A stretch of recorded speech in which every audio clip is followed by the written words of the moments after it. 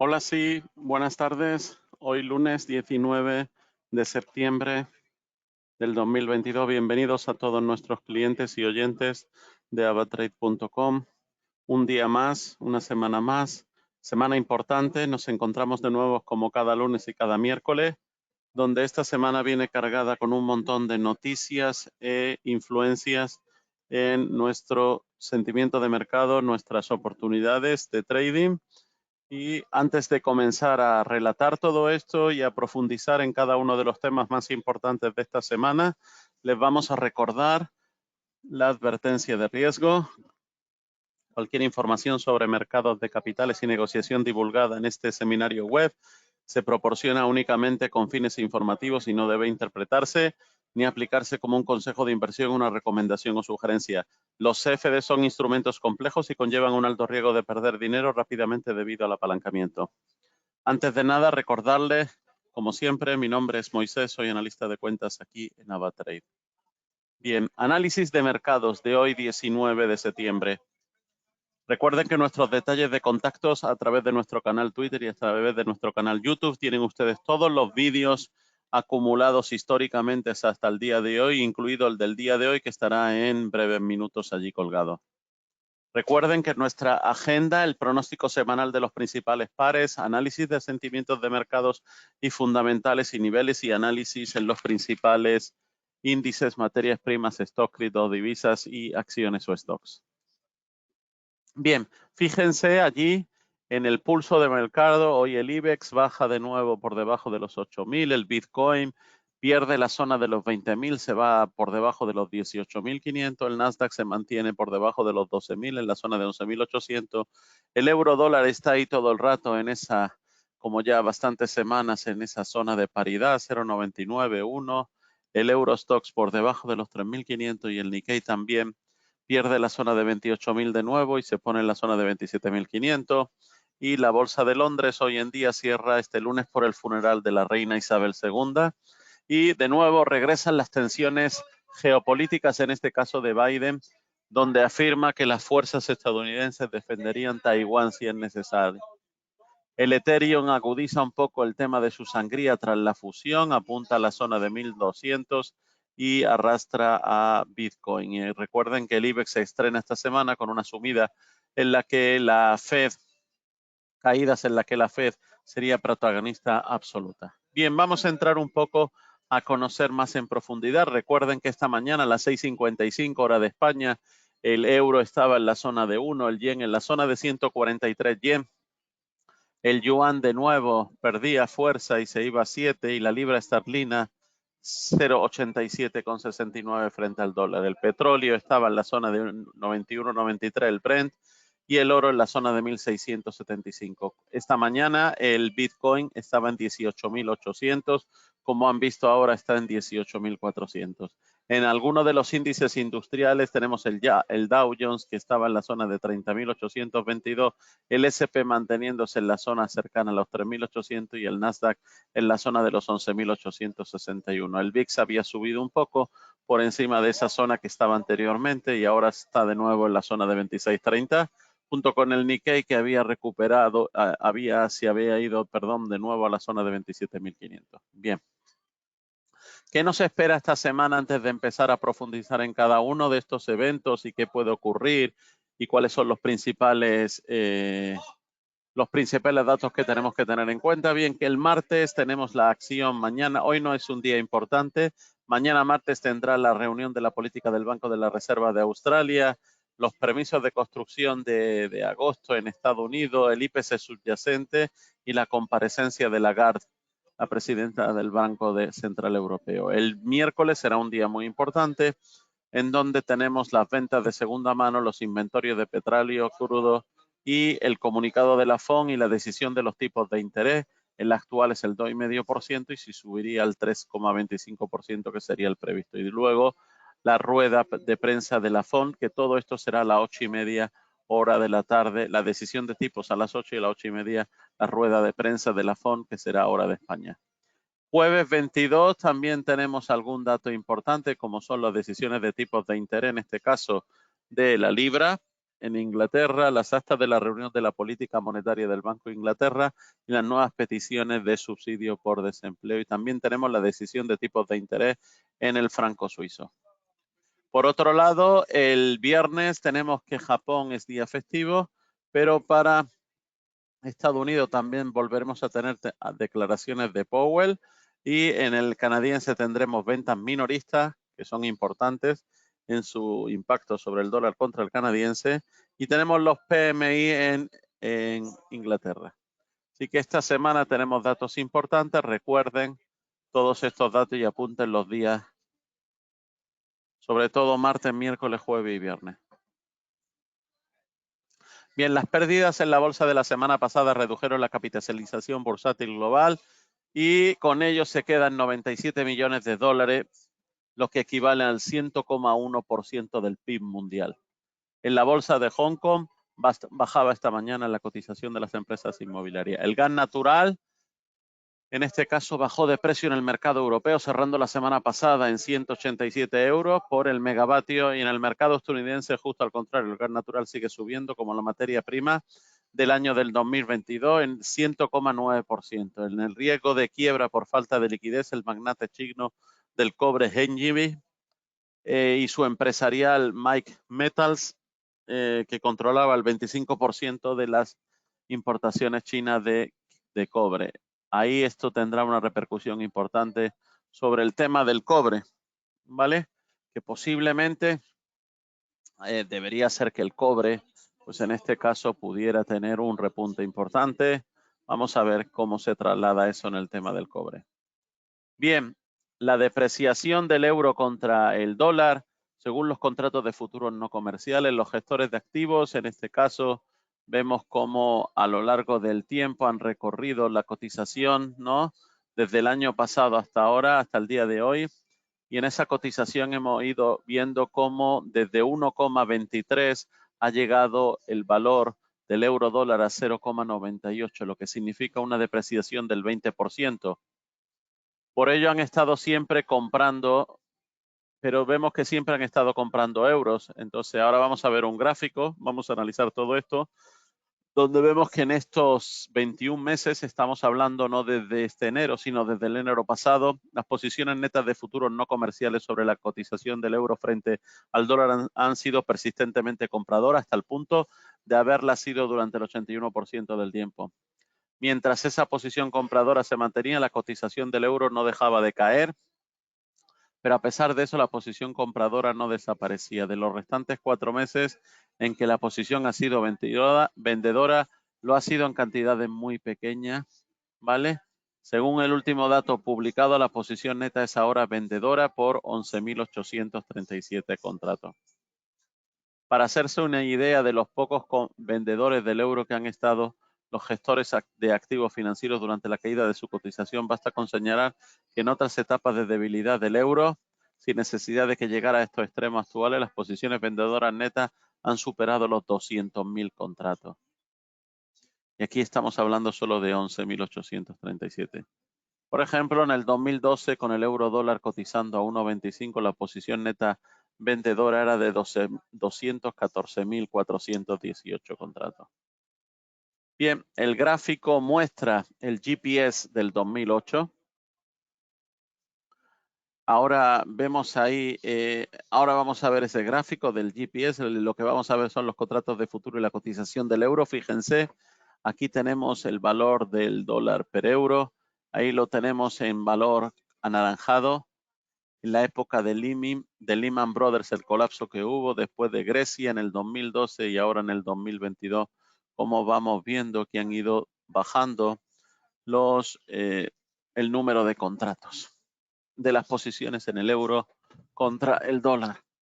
Bien, también vemos que el gráfico, ahora vamos a ver otro gráfico en donde se muestra el GPS del 2008 para el índice SP500 y cómo se ve la evolución de la bolsa en el 2022. Continúa así fielmente lo que ocurrió en el 2008 y el gráfico siguiente del GPS también cuando ocurrió lo de Lehman Brothers. Vamos a verlo. Fíjense, el SP condenado a seguir bajando. Según el gráfico tenemos aquí nuestro actual, que es el rojo, y el color fucsia, que es lo que ocurrió en el 2008. Estamos muy paralelos.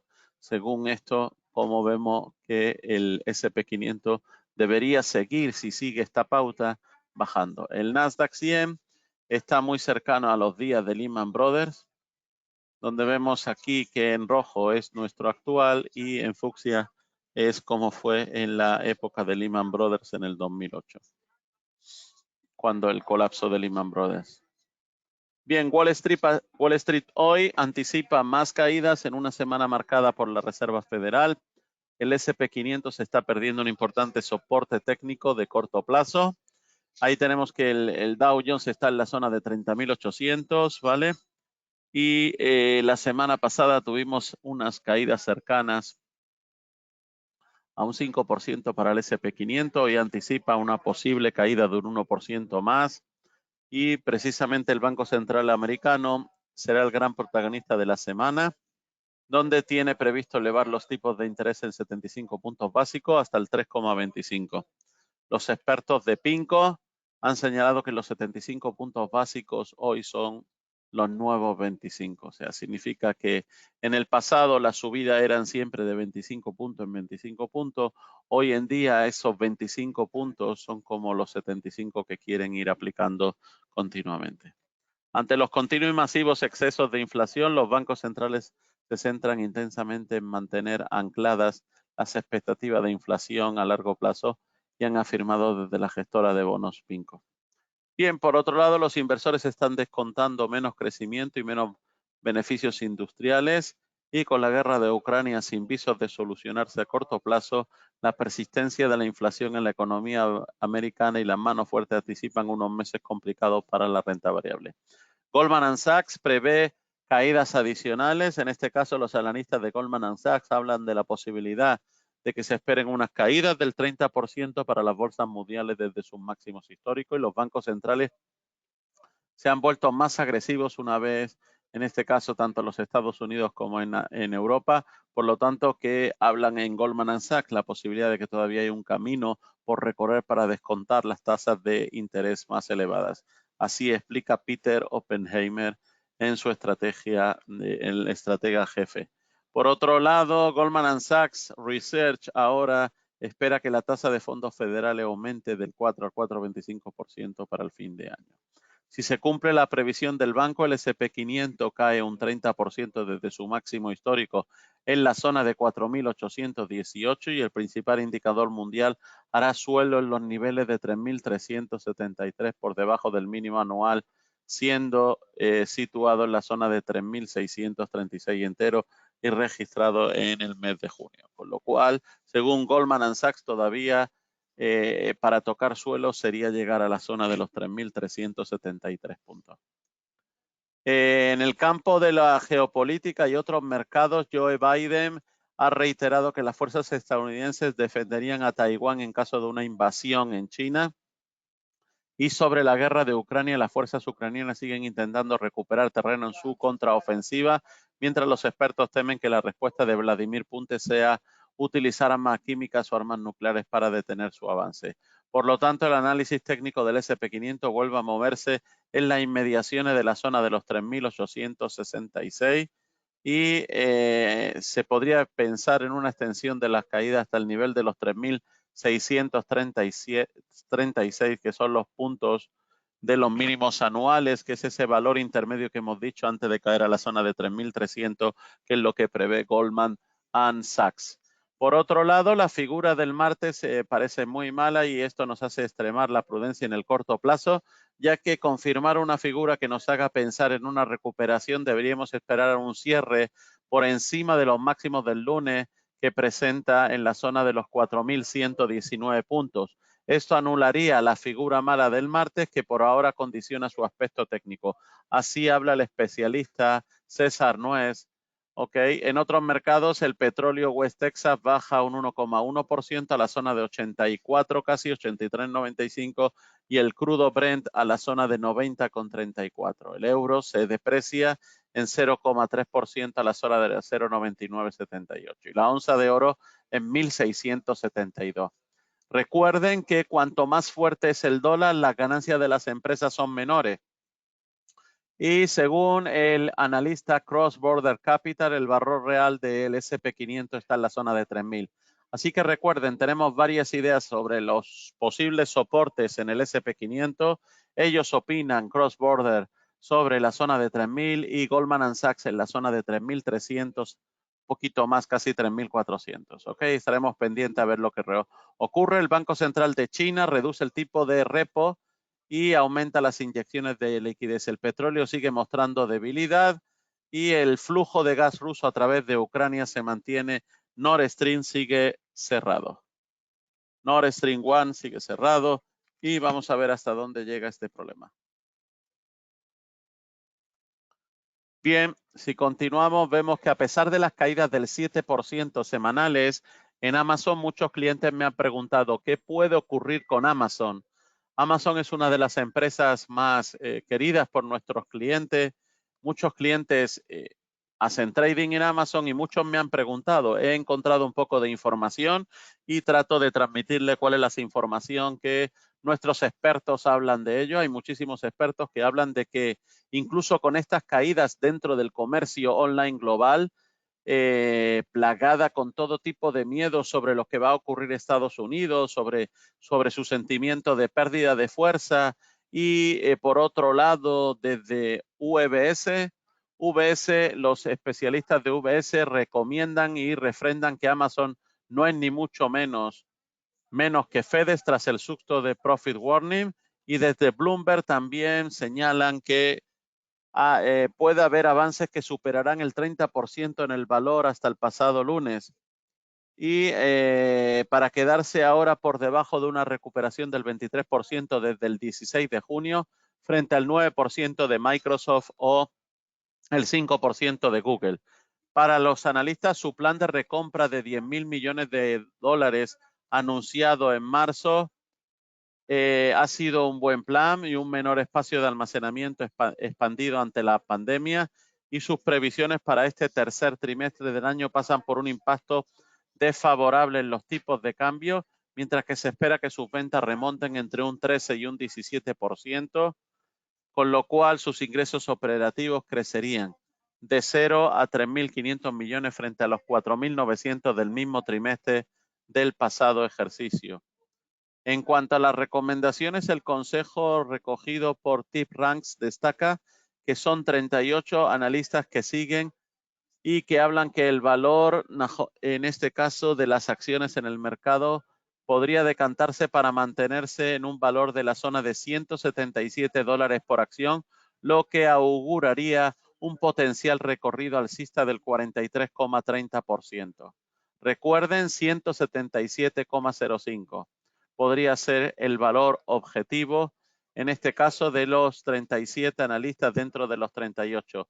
Desde otro de los analistas, Truist, Joseph Scali, reitera que comprar el valor con un PO de 180 dólares y una mejora potencial del 45%.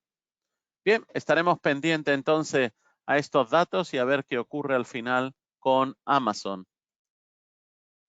Recuerden también que el dólar yen se mantiene cerca de los máximos diarios, en torno a 143,50 en medio de la fortaleza del dólar.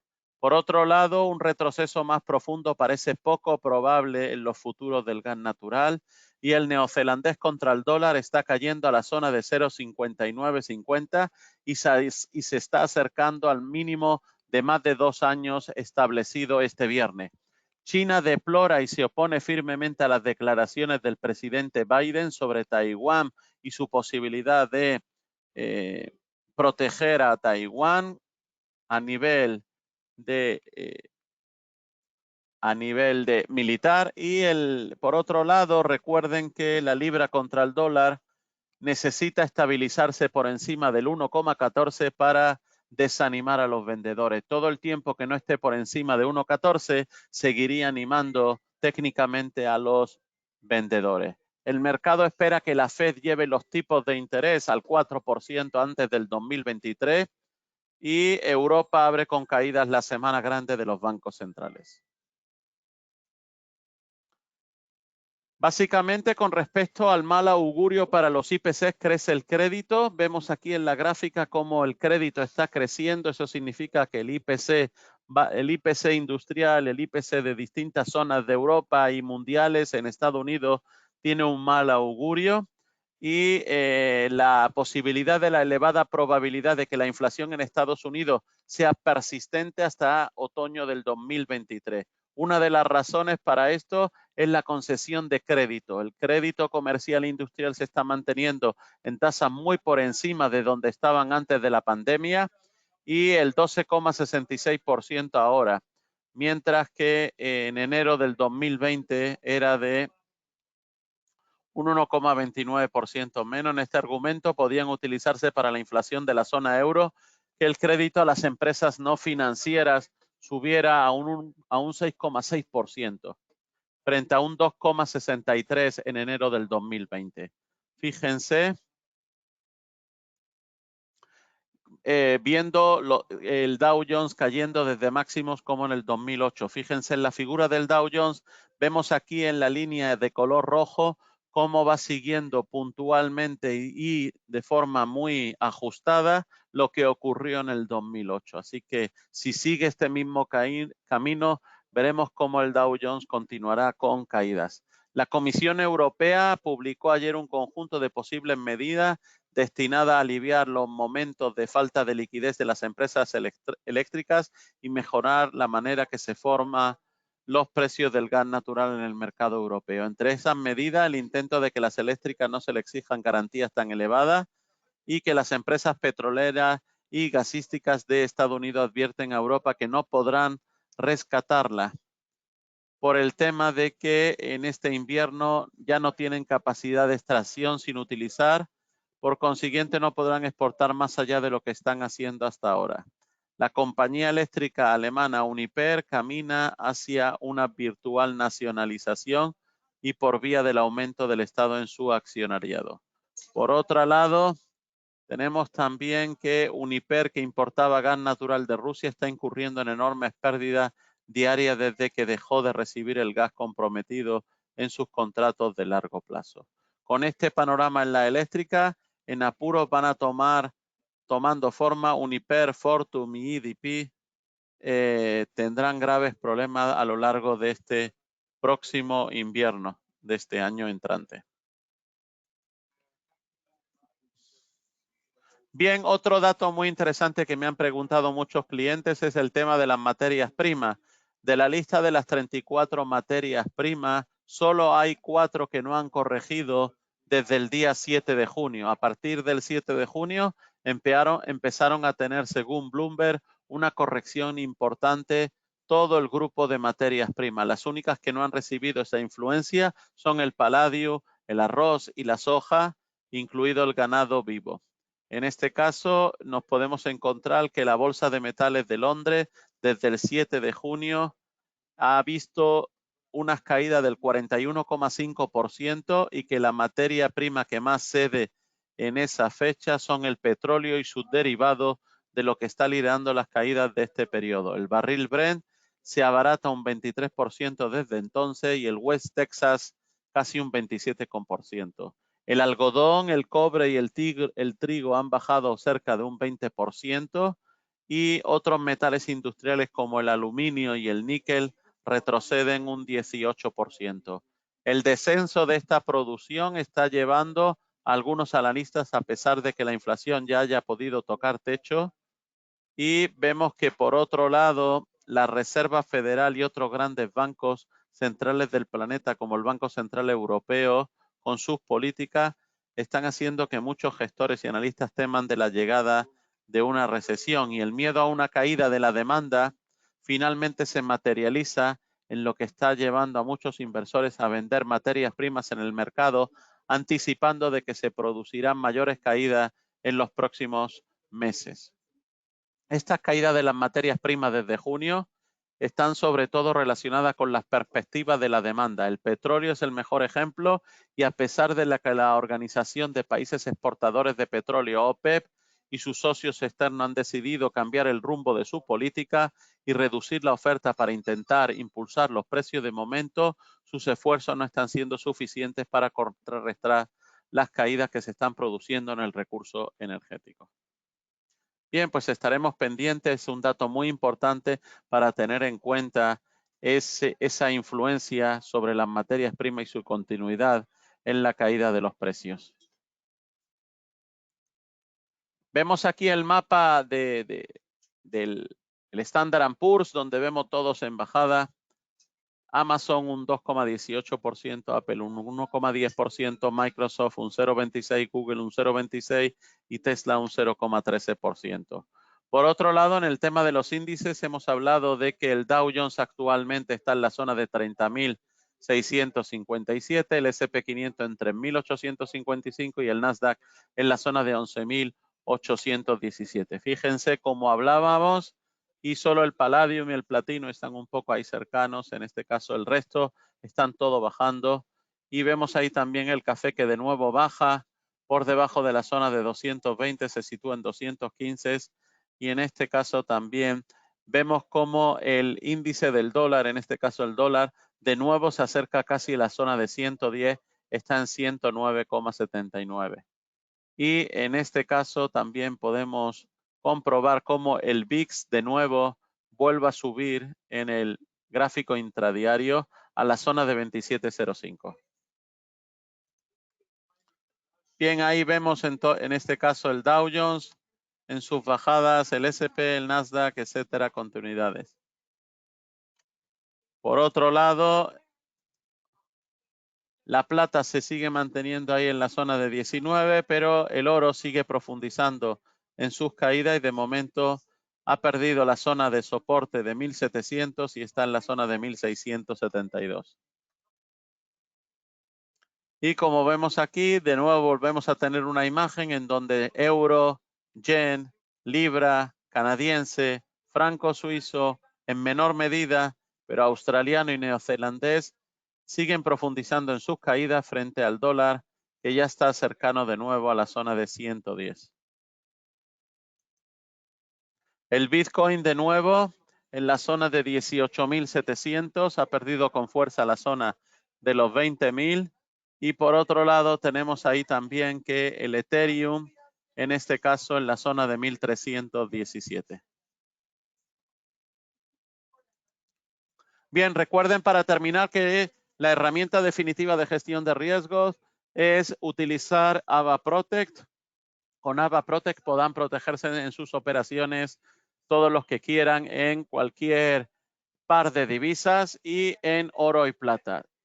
Cualquier duda, cualquier consulta con respecto al uso de la herramienta o cualquier otra información contenida en este vídeo de análisis, estamos a su disposición. Pueden ponerse en contacto con sus analistas de cuenta. Muchas gracias y buenas tardes.